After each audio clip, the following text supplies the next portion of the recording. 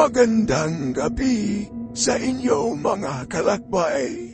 Ating pakinggan ang madugong pangyayari sa isang lugar sa Mexico na nangyari sa totoong buhay na pinamagatang ang madugong pista sa Mexico.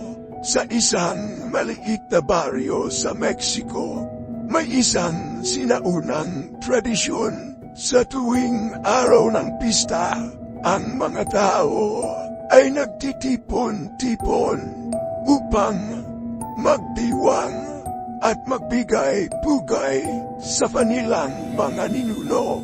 Subalit, isang taon, isang misteryosong pangyayari ang naganap na nagdulot ng katakot-takot at pag-aalinlangan sa buong komunidad. Noong 1980s sa isang baryo sa Yucatan Peninsula, Mexico, ang araw ng pista ay puno ng kasiyahan at selebrasyon. Ang mga residente ay nag-aayos ng mga altar at nagdadala ng mga alay sa sementeryo.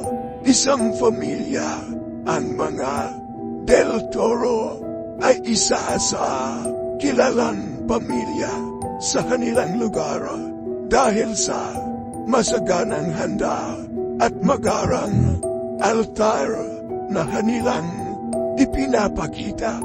Isang gabi bago ang pista sa kanilang lugar, habang abala sa paghahanda sa kanilang bahay ang pamilya Del Toro, may narinig ang pamilya ng kakaibang ingay na nagmula sa labas ng kanilang bahay.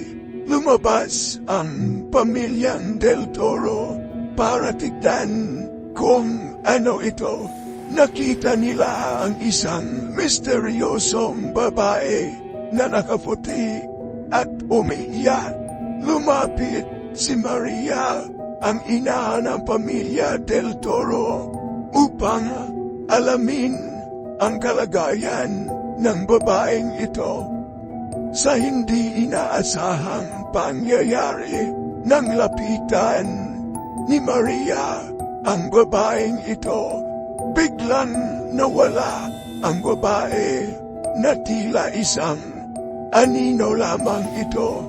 Sa pangyayaring ito, hindi nawala sa kanilang isip at nag-iwan ng takot at kakilakilabot na pangyayari. Kinabukasan, habang nagdiriwang, napansin ng mga residente na kakaiba ang paligid. Ang mga ilaw ay kumikislap na parabang may nagpapatay sindi nito, at ang hangin ay tila mas malamig kesa sa natural nitong panahon.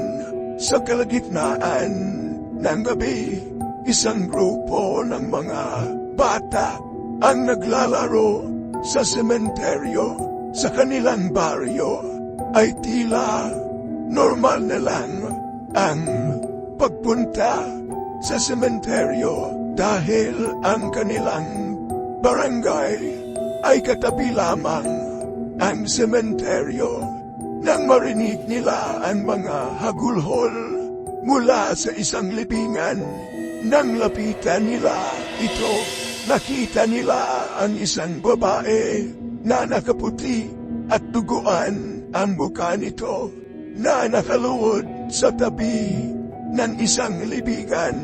Takot ang mga bata at mabilis na tumakbo pauwi upang isumbong ang kanilang nakita. Agad na pumunta ang mga matatanda sa sementeryo upang alamin ang nangyari. Doon nila natagpuan ang libingan ng isang babae na nagngangalang Isabel, na sinasabing namatay sa isang aksidente ilang dekada na nakaraan. Habang sinisiyasat nila ang libingan, biglang lumitaw ang babae sa kanilang harapan. Ang mga matatanda ay nagsimulang magdasal at sa isang iglap nawala ang babae. Naiwan ang malamig na hangin at mga bakas ng dugo sa lupa. Sa sobrang dami ng dugo na tila ba nahihirapan silang ipaliwanag kung paano ito napunta sa lupang ito. Ang pangyayaring ito ay nagdulot ng takot sa buong baryo at naging usap-usapan sa loob ng maraming taon. Ang karanasan ng mga bata at ng buong baryo ay nagpapaalala sa atin na ang paggalang sa mga tradisyon at mga puok na may kinalaman sa ating mga yumaong mahal sa buhay ay mahalaga. Ang mga misteryo ng nakaraan ay maaaring magdala ng takot at pag-aalinlangan. Ngunit ang paggalang at pag-aalala, sa kanila sa tamang paraan ay makakapagbigay ng kapayapaan at kaayusan. Ang kwento ng madugong araw ng pista sa Mexico ay isang paalala na may mga bagay sa mundo na hindi natin lubos na maunawaan. Ang paggalang at pag-iingat sa mga sinaunang tradisyon at mga lugar na banal ay mahalaga sa pagharap sa mga hindi maipaliwanag na mga pangyayari. Sa huli, ang kaalaman sa kasaysayan at ang pag-unawa sa mga alamat ay magbibigay sa atin ng gabay sa pagharap sa mga misteryo ng mundo.